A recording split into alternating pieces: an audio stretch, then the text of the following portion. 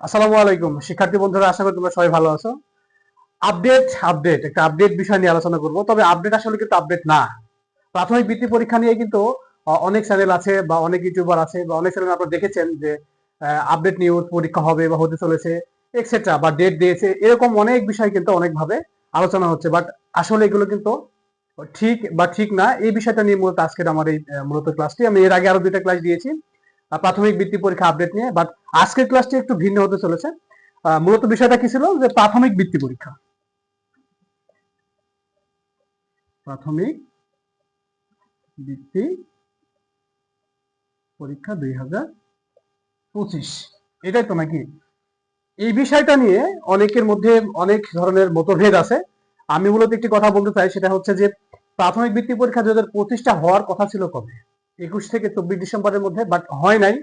কিন্তু এখানে আমি একটা বিষয় বলি, অনেকে বলছে যে না, যে কোর্ট থেকে যে আপনার হলো বাতিল ঘোষণা করছে অথবা যে স্থগিত রাখছে প্রাথমিক বৃত্তি পরীক্ষা অথবা মেধা যাচাই পরীক্ষাটি, এটা মূলত রাইট। তবে এখানে একটি বিষয় হলো যে এখন পর্যন্ত কোনো আপডেট কোর্ট থেকে দেয় নাই, অর্থাৎ যে অবস্থায় ছিল ঠিক ওই অবস্থাতেই আছে। মূলত এটা নিয়ে যে নিউজগুলো আসছে বা বিভিন্ন জন বিভিন্নভাবে বিভিন্ন পেজে কথা বলছে, আসলে এরকম কোনো বিষয় না। তবে বৃত্তি পরীক্ষা হবে কি হবে না এটার নিশ্চয়তা নিয়ে যদি আমি একটু কথা বলতে চাই, সেটা হচ্ছে যে বৃত্তি পরীক্ষা মূলত কিন্তু যে যতগুলো কম্পিটিটিভ এক্সাম আছে সেগুলো সবসময় ডিসেম্বরে শেষ হয়ে যায়। বাট এই যে পরীক্ষা ওরা যে স্থগিত রাখলো 1 মাস, জানুয়ারিতে পরীক্ষা হওয়ার মতো কোনো স্কোপ নাই, যেহেতু নতুন ইয়ার।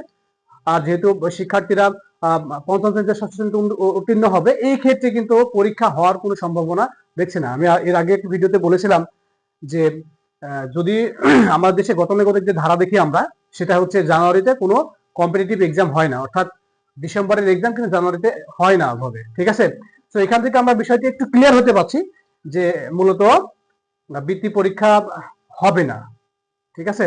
তো এটা নিয়ে যারা বলছে যে আপডেট নিউজ আসছে বা আপডেট হচ্ছে বা পরীক্ষা হবে, তাদের বিষয়টা কতটা যৌক্তিক আপনারা আমার এই ক্লাসটা থেকে বুঝতে পারছেন।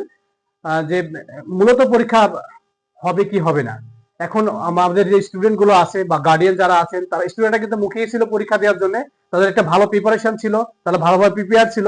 বাট আনফর্চুনেটলি পরীক্ষাটি হচ্ছে না, এরকম একটা বিষয় আমরা যখন শুনছি তখন কিন্তু দেখা যাচ্ছে যে তাদের মধ্যে একটা বিষণ্ণতার ভাব চলে আসছে। পড়াশোনা থেকে তারা মনোযোগ বা তাদের যে মনোযোগ অথবা মনোবল যাতে সেটা কিন্তু নষ্ট হয়ে গেছে। কি কারণে?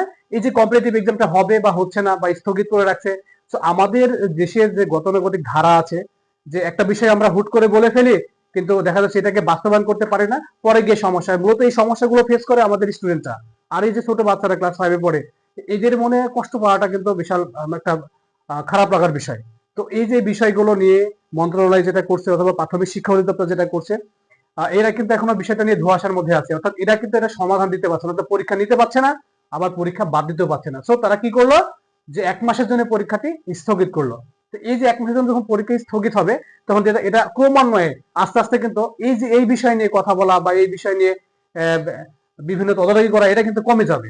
তো এই তারা এই বুদ্ধি বা কৌশলে কিন্তু কাজটি করেছে। তো যদি আমি লাস্ট একটা আপডেট বলি, তাহলে আপডেট হচ্ছে বৃত্তি পরীক্ষা হবে এই বিষয়ে কোনো আপডেট নেই। হাইকোর্ট যে বিষয়টা ওখানে রিট বা করে রেখেছে সেটাই, যে পরীক্ষা স্থগিত, স্থগিত। তবে পরীক্ষাটি একবারে না হওয়ার সম্ভাবনাই কিন্তু সব থেকে বেশি। মূলত এই ছিল আপডেট। কারো কথাই বা কোনো বিষয়ে কান না দিয়ে নিজের অবস্থানে দিতে থাকুন। আসসালামু আলাইকুম রহমতুল্লাহ।